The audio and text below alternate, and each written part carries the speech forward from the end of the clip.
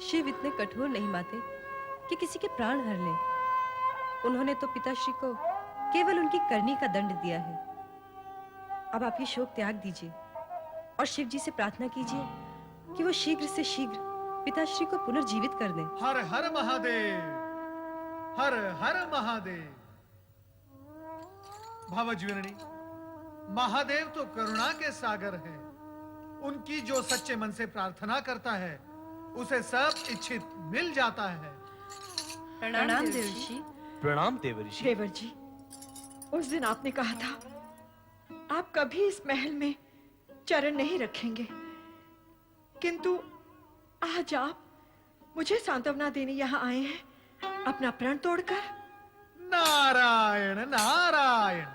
नारद अपना कर्तव्य कभी नहीं भूलता भावज्वीरणी, चाहे फिर उसके लिए उसे अपना प्राण ही क्यों न तोड़ना पड़े। विश्वास रखो भावज, आपका सुहाग अखंड है और अखंड ही रहेगा। भ्राता दक्ष का धड़ यद्यपि निश्चेष्ट होकर यज्ञ भूमि में पड़ा है, फिर भी उसमें प्राण शेष है। और जैसे ही शिव जी की कृपा होगी, भ्राता दक्ष पुनर्जीवित होकर उठ बैठेंगे।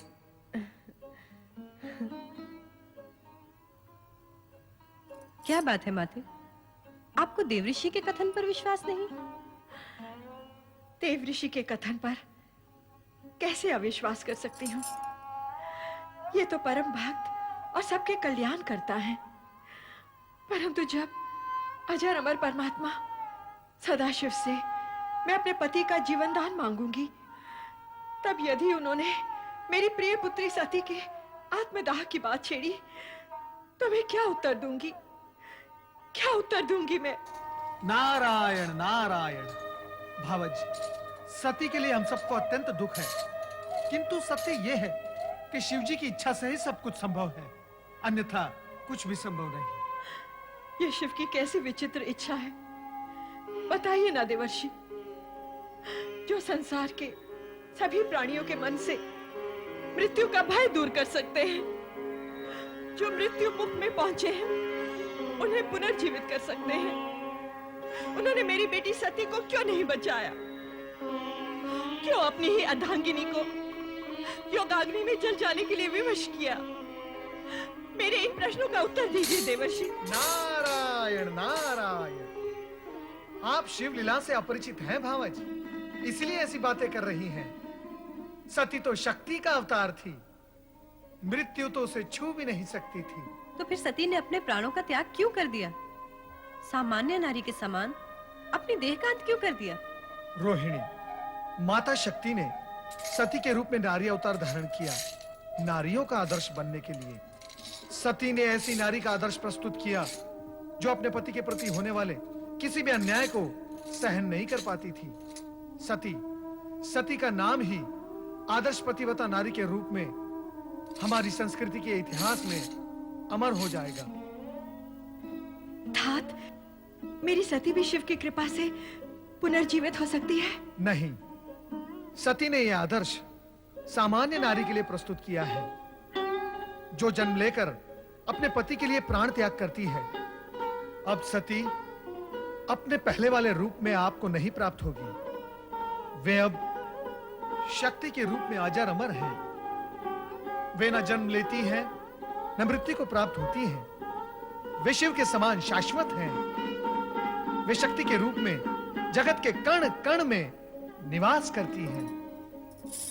माते, अब आप सती का शोक त्याग दीजिए। वो अब हमें सती रूप में नहीं, शक्ति रूप में दर्शन देंगी। क्यों देवऋषि?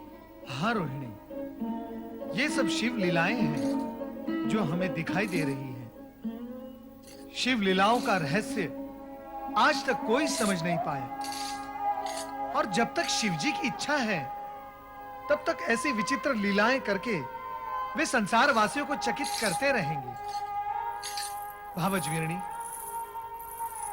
मेरी ये इच्छा है कि कैलाश जाकर आप भी ये शिव लीलाएं देखें और देवादिदेव महादेव के चरणों में अपना शीश नमाकर प्रार्थना करें। तब देखना शिव जी की दया का चमत्कार। भ्राता दक्ष अवश्य जीवित होंगे। हाँ, जीवित होंगे।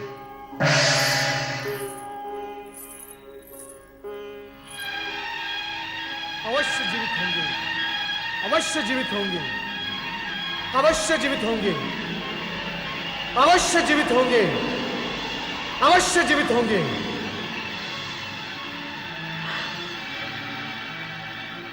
मैं भोलेनाथ की शरण में कैलाश जाऊंगी। जय महारुद्र।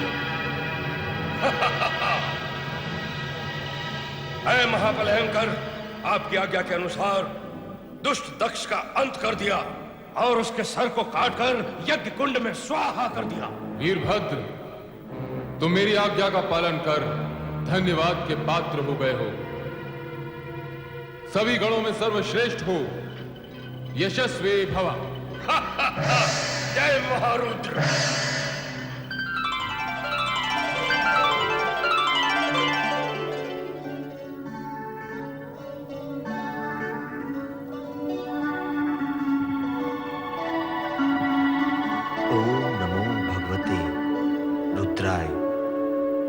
परात्पर ब्रह्म परमात्मा श्री सदाशिव को प्रणाम। करुणा सागर भक्त वत्सल भगवान शिव शंकर को वंदन। हे चराचरपति सम्राट शिव शंकर, कृपा सागर,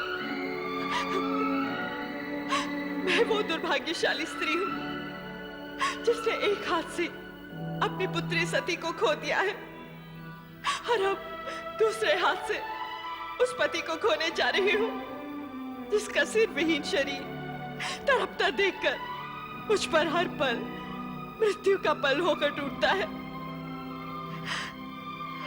ये जानते हुए कि जो भी हुआ है उसके उत्तरदायी मेरे पति ही है, मुझे ये कहने का अधिकार नहीं कि मेरे पति को उन कष्टों से मुक्त कर दो और जीवन दान दो, किंतु इतना अवश्य कहूंगी कि उनके कष्टों का अंत कर दो,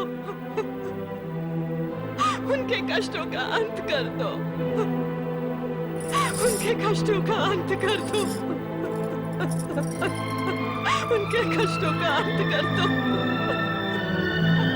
उनके कष्टों का अंत कर दो, उनके कष्टों का अंत।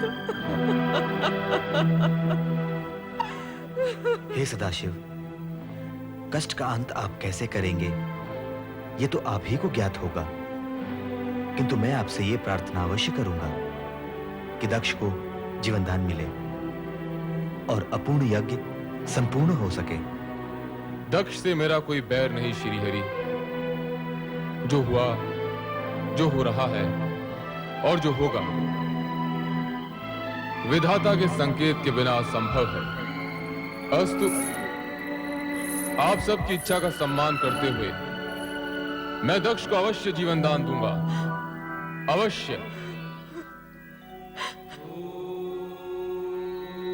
पति की मृत्यु से पीड़ित और आहत वीरणी पत्नी की मृत्यु से पीड़ित और आहत शिव की शरण में आकर अपने सुहाग की याचना करती है। लोक कल्याणकारी शिव उसे अभयदान देते हैं और वीरणी के सुहाग की रक्षा हेतु यज्ञशाला में पहुंचते हैं। स्वामी, स्वामी, स्वामी, स्वामी कहाँ तुम? स्वामी,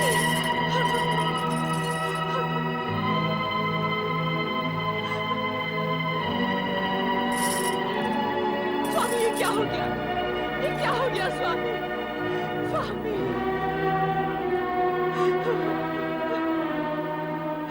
प्रभु कृपा कीजिए, कृपा कीजिए भोलेनाथ, कृपा कीजिए।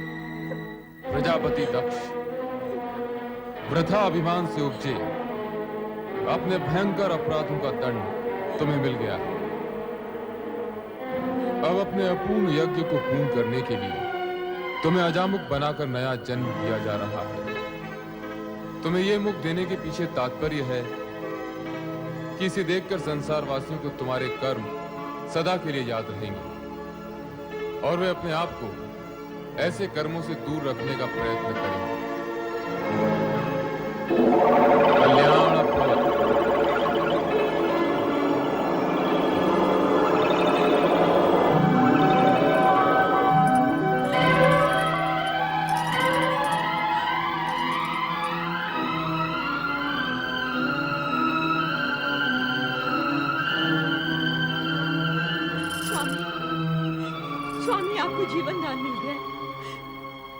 मेरा जीवन धन्य हो गया। हे देवाधिदेव, हे महादेव, हे भोलेनाथ, आपने मुझ जैसे नराधम को जीवन दान क्यों दे दिया? क्यों जीवन दान दे दिया प्रभु? ये अहंकार का मारा दक्ष तो हत्यारा है प्रभु, हत्यारा। अपनी पुत्री का और इन सब का जो यहाँ यज्ञ का फल लेने आए थे। हे प्रभु, इस दुष्ट नीच खल दक्ष को आपने पुनर्जीवन दे दिया, आपने पुनर्जीवन दे दिया प्रभु। इस उपकार के लिए मैं सदा सदा के लिए आपका आभारी रहूंगा, आपका कृतज्ञ रहूंगा प्रभु। दक्ष प्रजापति, मैंने तुम्हें यज्ञ का संपूर्ण फल दिया। अब आप यज्ञ पूर्ण कीजिए।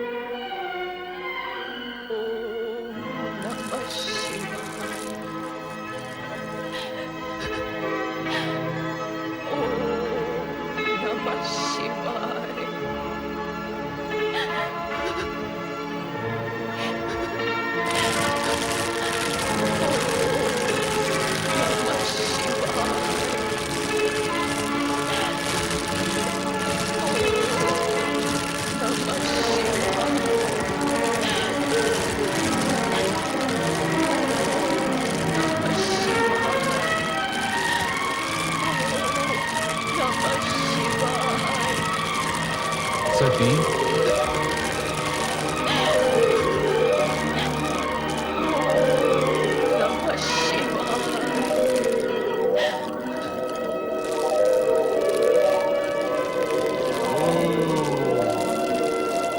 देवी सती सदा शिव का धाम जीवित कर चुका है। तुमको भगवान शिव शंकर सत्य को स्वीकार करने को तत्पर है। सभी को पूर्ण विश्वास दिलाए कि माता सती स्त्री से मुक्त हो चुकी है। अब जो विशेष रह गया वो है उनके होने का भ्रम, मात्र भ्रम।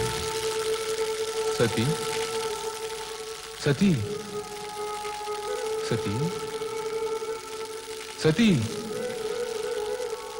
मैं तुम्हें इतनी देर से पुकार रहा हूं, फिर भी तुम मौन क्यों हो? मेरी पुकार को नकार क्यों रही हो प्रिय? तुम्हें तो तुम्हारा ये पति अत्यधिक प्रिय है ना?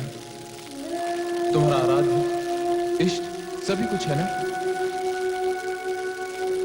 मेरे नेत्र के इंगत मात्र से तुम मेरे हृदय की भाषा समझ लेती हो, किंतु आज ऐसे मीठे स्वप्नों में खोई हुई हो कि मेरा आर्तनाद भी तुम्हें सुनाई नहीं दे रहा। हंस रही हो तुम? इतनी महान भूल करने के बाद भी हंस रही हो? तुम्हें कितना समझाया, वर्जना भी दी कि बिना आमंत्रण कहीं जाना अशोभनीय और असम्मानजनक होता है, विशेष रूप से वहां जहां तुम्हारे पति के विरोधी हों, उन्हें अपमानित करने का अवसर खोजते रहते हो। किंतु तुम्हारा त्रियाहट मेरी बात पर भारी पड़ गया। तुम दक्ष यज्ञ में चली गई और स्वामी, आश्चर्यचकित न हुई स्वामी। मैं सती पुनः वहीं पहुंच चुकी हूं जो मेरा स्थायी आसन है, आपका हृदय। हाँ स्वामी, मैं आपको वहीं से पुकार रही हूं। पुकार रही हो, किंतु अपने नेत्र क्यों नहीं खोलती प्रिय? तुम्हारे कमल समान ये नेत्र, जिनमें न जाने कितनी बार मैंने स्वयं को देखा है। सती, चेतन हो जाओ, अपने पूर्ण रूप में मेरे सामने आओ प्रिय। स्वामी, आप अपना ही वचन स्मरण कीजिए और मन की आंखें खोल कर देखिए। हम दोनों शिव शक्ति भिन्न नहीं है, एक ही परम तत्व साक्षात परब्रह्म है, जिसका ब्रह्मांड साक्षी है।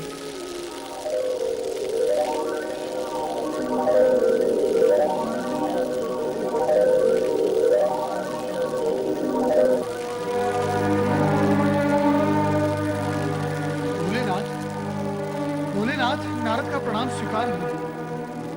मंगल हो। प्रभु आप कहाँ जा रहे हैं? देवी सती हमसे रुष्ट हो गई है। भोलेनाथ, आप ये कैसी बातें कर रहे हैं? क्यों? क्या सदा पत्नी को ही पति का साथ देना चाहिए, पति को नहीं? हम अपनी रुष्ट प्रिया का साथ कभी नहीं छोड़ेंगे। भोलेनाथ, क्या इतने पर भी आपको वास्तविकता समझ में नहीं आई? तुम हमारा समय नष्ट कर रहे हो नारद। तुम्हारी बातें सुनकर सती और अधिक रुष्ट हो जाएगी। रुष्ट? हे त्रिकालदर्शी, बिना प्राण की देह कहीं रुष्ट होती है भला? नारद! भोलेनाथ, भोलेनाथ, मुझ पर क्रोधित होने से सत्य झुटलाया नहीं जा सकता। और सत्य यह है कि आप जिसे प्रिया का रुझान समझ रहे हैं, वो आपका मात्र भ्रम है। भ्रम। प्रभु देह बोलती नहीं, भ्रम बोलता है। तुम ये कहना चाहते हो कि सती, हमारी सती मात्र देह है? मात्र देह? खेद की बात यही है प्रभु कि आप जिसे देवी सती समझ रहे हैं, वो मात्र निर्जीव देह है। नारद, मैं तुम्हें भस्म कर दूंगा। सती शक्ति है, शक्ति अमर है, शक्ति जगत माता है, और तुम जगत माता को निर्जीव और देह कहकर अपमानित कर रहे हो। प्रभु, आज आप ये क्या कह रहे हैं? आप सामान्य मनुष्य की भांति भावुकता में डूबे जा रहे हैं। एक शब्द नहीं, आगे एक भी शब्द नहीं। यदि अब तूने कुछ भी अनर्गल कहा तो तू मेरे क्रोध से बच नहीं पाएगा। दूर हो जा, दूर हो जा मेरी दृष्टि से, दूर हो जा।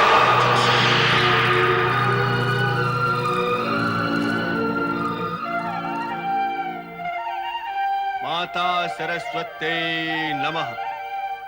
ब्रह्मदेवाय नमः। ब्रह्मदेवाय नमो नमः।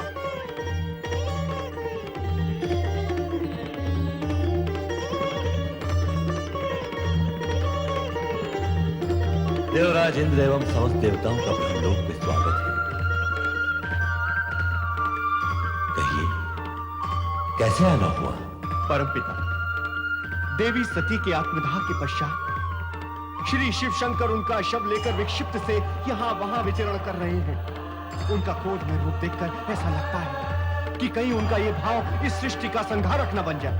और कहीं ऐसा हुआ तो आपकी रचना देखते ही देखते अस्तित्वहीन हो जाएगी। रक्षा कीजिए, सृष्टि की रक्षा कीजिए परमपिता, अन्यथा सृष्टि को नष्ट होने में कुछ ही क्षण शेष रह गए हैं।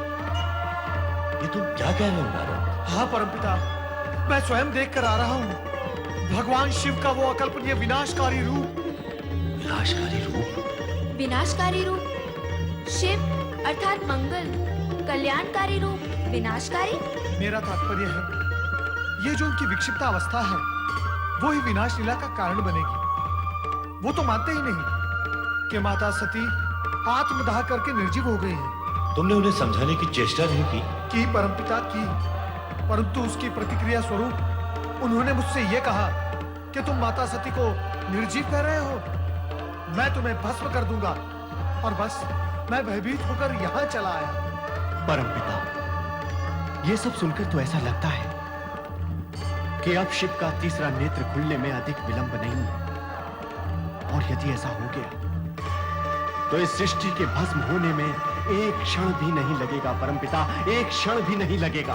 अब आप ही कोई उपाय कीजिए और उन्हें शांत कीजिए।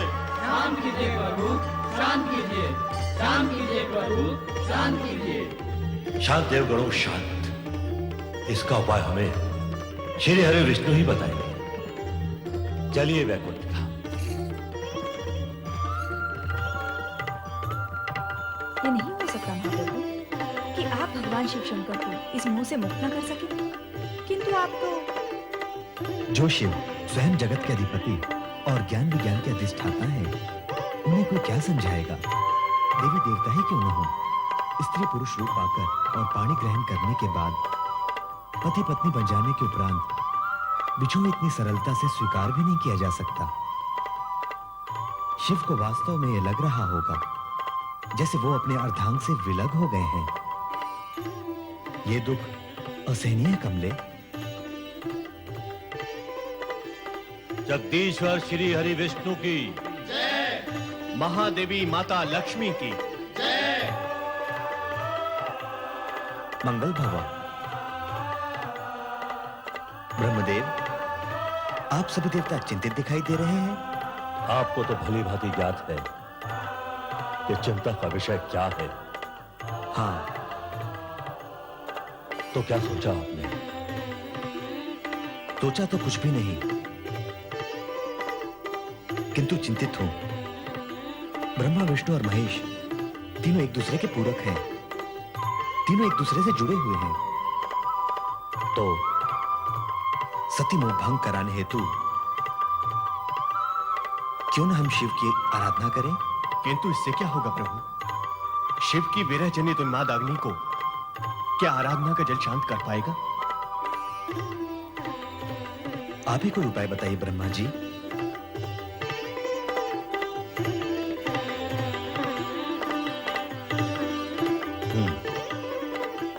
बहुत सोचने के पश्चात एक उपाय मन में आया तुम्हें।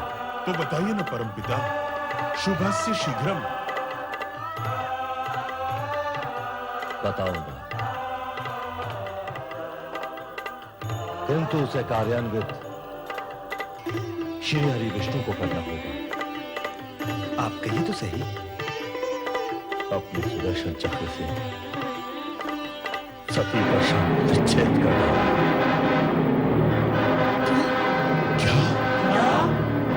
हाँ, शिव का सती मोह भंग कराने हेतु क्या आवश्यक है?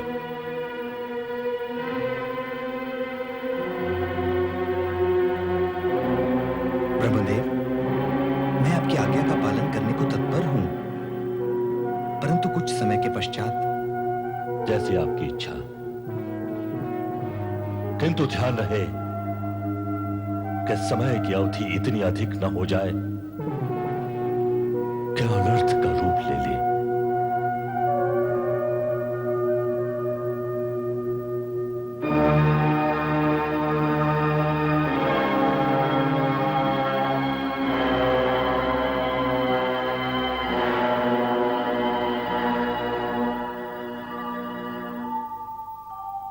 ओम नमः शिवाय। ओम नमः शिवाय। ओम नमः शिवाय। ओम नमः शिवाय। ओम नमः शिवाय।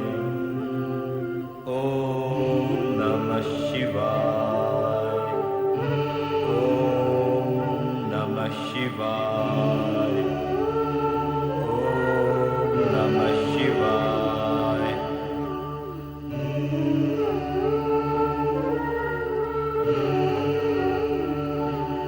हे सर्वशक्तिमान महेश्वर सदाशिव जी, संपूर्ण संसार आपकी लीला से स्तब्ध और चकित है।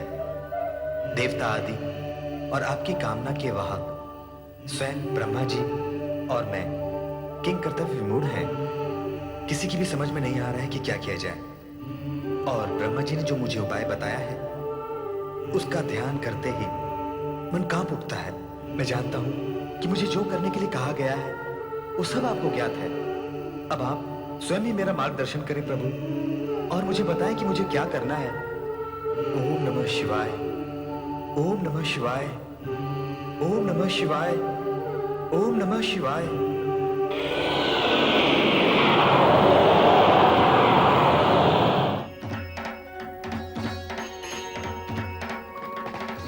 श्री हरि विष्णु, सभी शिव लीलाओं का कोई न कोई उद्देश्य है।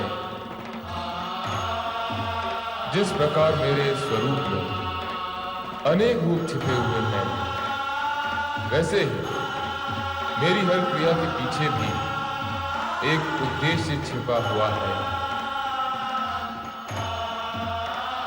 ब्रह्मा विष्णु दोनों में ही शिव का आज प्रकाशित है। अतः विश्व कल्याण के लिए तुम जो कुछ भी करोगे वो मुझे स्वीकार होगा। यूं भी लोकपालक होने की दृष्टि से तुम्हें वही करना है जिसमें लोकहित निहित है।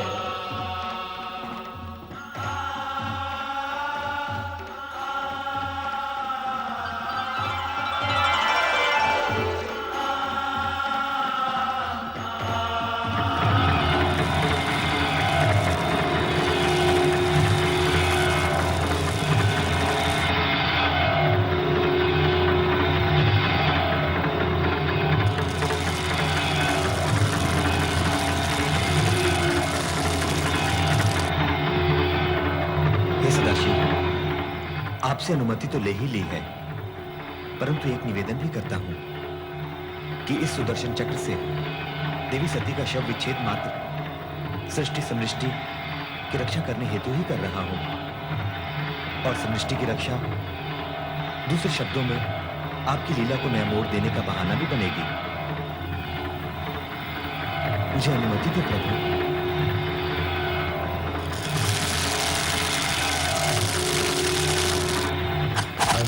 श्री हरि विष्णु ने सुदर्शन चक्र चलाया, जिसने शिव तत्पश्चात सती के चरण स्पर्श किए। चक्र ज्यों ही सती के मस्तक की ओर गया, एक तीव्र ज्योति पुंज उभरा, जिसमें से प्रकाश की धाराएं भूमंडल की ओर जाने लगी। ये ही ज्योति पुंज कालांतर में शक्तिपीठ कहलाए, और इस प्रकार आर्यावृत में 51 शक्तिपीठों की स्थापना हुई। माता शक्ति, जो भगवान शिव की पूरक है, ज्योति रूप में इन शक्तिपीठों में विद्यमान है। शिवजी ही सभी देवी देवताओं के आराध्य हैं। उनका ही नाम सदा स्मरण करने वाले ब्रह्मा आज ब्रह्मलोक में ओम नमः शिवाय पंचाक्षरी मंत्र के साथ साथ माता शक्ति का जप भी बार बार कर रहे हैं। ओम नमः शिवाय।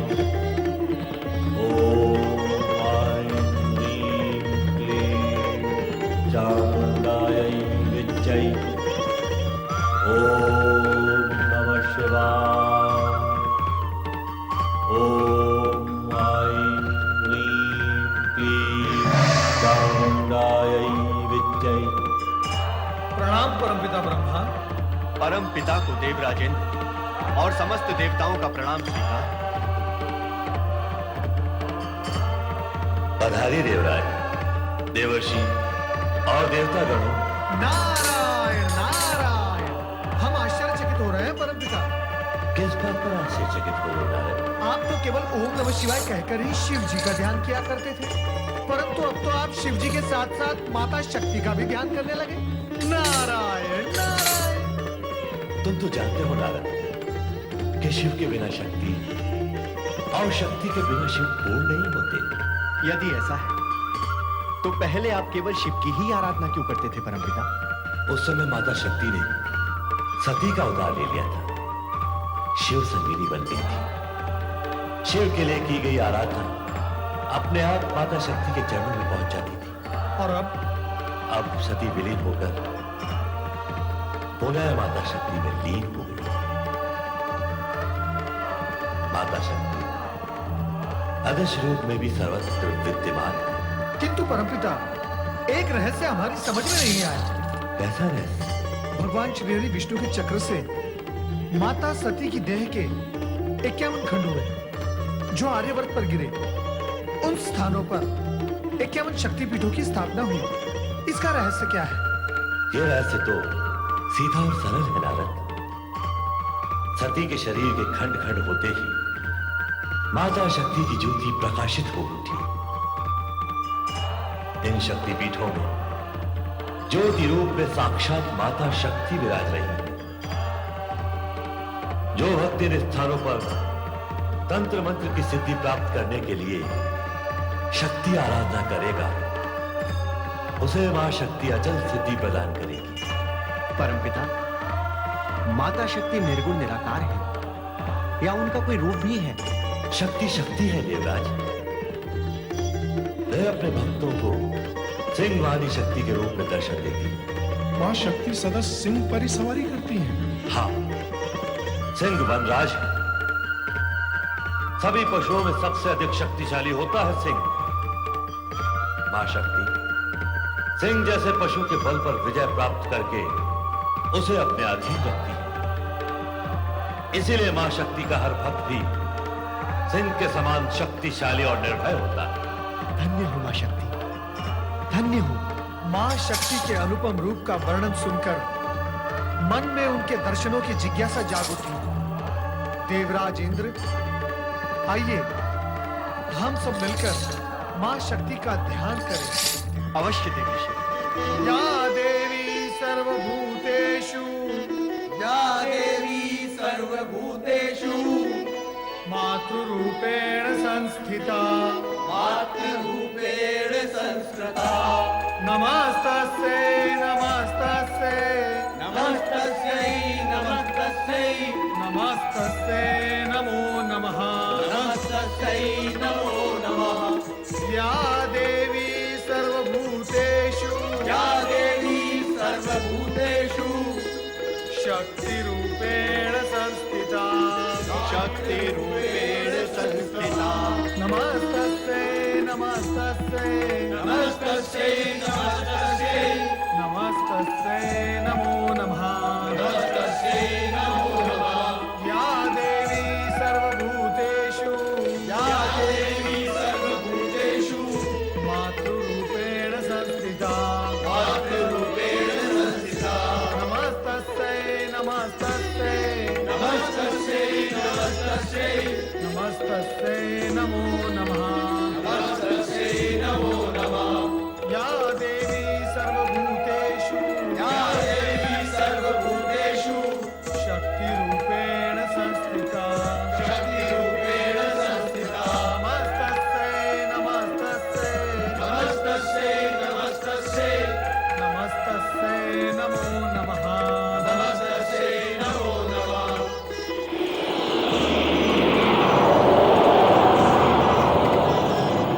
हे जगज्जननी, हे महाशक्ति, हम सब आपके दर्शन के लिए अत्यंत अधीर हैं।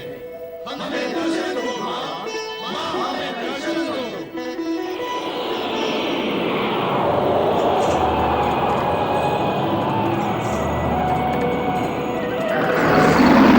ह्रीङ्कारी सृष्टिरूपायै, ह्रीङ्कारी सृष्टिरूपायै, ह्रीङ्कारी प्रतिपालिके, ह्रीङ्कारी प्रतिपालिके, क्लीङ्कारी कालरूपेणे, क्लीङ्कारी कालरूपे, बीजरूपे नमोऽस्तुते।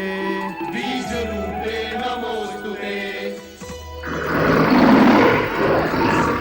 हे माता शक्ति, आप भगवान शिवशंकर की अभिन्न संगिनी हैं। आप पुनः सगुण अवतार लेकर कब दर्शन देंगे? शिव और शक्ति अभिन्न है। मैं शिव के अंदर ही समाई हुई हूँ और भक्तों की पुकार पर समय समय पर प्रकट होती रहती हूँ। किंतु हे शक्ति माता, हम सब ये जानने के लिए उत्सुक हैं कि आप पुनः कब अवतार लेंगे। उसके लिए तुम्हें लंबी प्रतीक्षा करनी होगी देवराज। जब घटनाएं नए मोड़ लेंगी और शिव को मेरी आवश्यकता प्रतीत होगी, तब मैं नारी रूप में अवश्य जन्म लूंगी।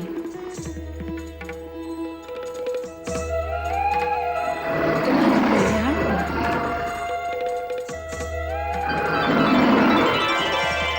लोक कल्याण के निमित्त मां शक्ति ने देवर्षि नारद सहित समस्त देवगण को आशीर्वाद दिया, किंतु सभी के मन में यही जिज्ञासा थी कि भविष्य में आने वाली घटनाएं कौन सा रूप लेंगी और उनका कैसा